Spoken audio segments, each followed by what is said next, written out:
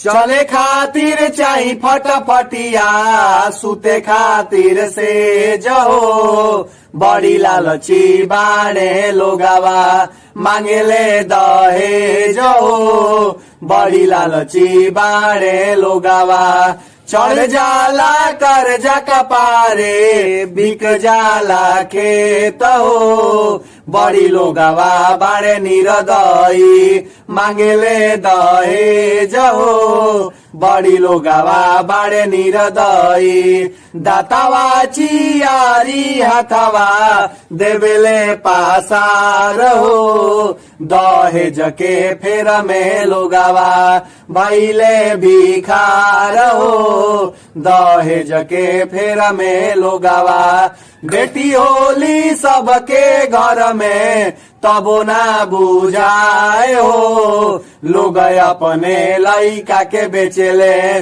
भैंस के भाव हो। लोग अपने लइका के बेचेले बाबूजी के आँख के पुतरी, माई के करे जहो। अनकर धारा के हाथावा, देले ससुरा भेज हो। बड़ी लालची बाड़े लोगावा, मांगेले दहेज हो। बड़ी लोगावा बाड़े निरदई, मांगेले दहेज हो। बड़ी लोगावा बाड़े निरदई।